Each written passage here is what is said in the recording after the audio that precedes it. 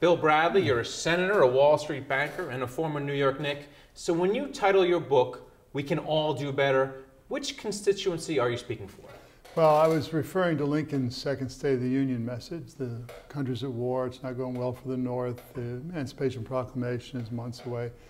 And he sends a message saying, we can only succeed by concert, which means working together. He says, it's not can any of us imagine better, but can we all do better?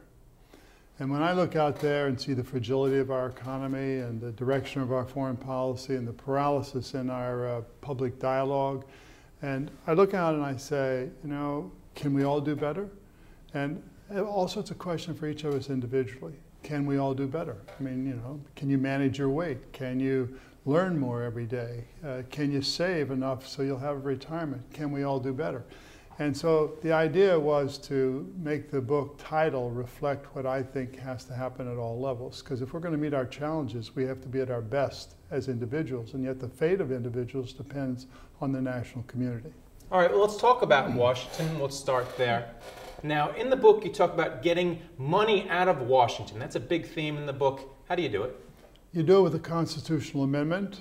That's because the Supreme Court has ruled that money is speech. You can't limit money without limiting speech. And now that even corporations, since they're people, can't be limited under the law, you have to do a constitutional amendment, which is the way we've done things in the past when we've had problems in our democracy. And it would say simply the federal, state, and local government may limit the amount of money spent in a political campaign. And then whatever the federal government said was the amount of money spent in a Senate race in New Jersey, a congressional race in Idaho, or whatever, it would be publicly financed. And for about $3 billion a year out of $3.5 trillion, we could totally take special interest out of politics in Washington. You also talk about maybe some structural changes, like a third party or a fourth party. How would you do that?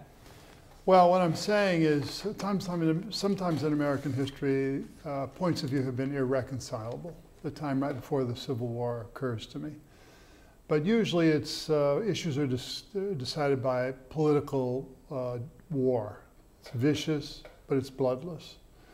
And what happens is you either wipe the floor with the other party, or you live in a world where parties are relatively balanced and you work as bipartisanship. That was the time I was in the Congress and Senate. That's what we did. But if things are rigidified and you can't deal with the real issues that confront the people in the country, then there could be the emergence of a third party, not a presidential party. It's not Perot, Nader, none of these.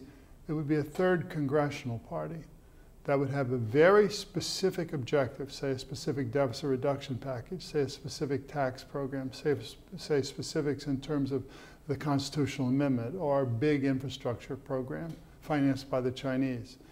And you'd go to Washington and you'd say, here are the 4 things that we stand for. And on every vote, you'd trade your vote to get these things. You could have people say they got to run three terms, 6 years. The title could be 1 Senate term. The slogan could be 6 years for your country.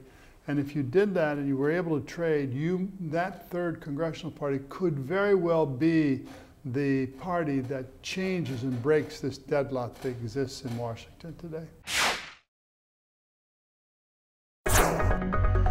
This market is stock pickers market. Stocks have rallied this year. We're coming into a Monday where we're going to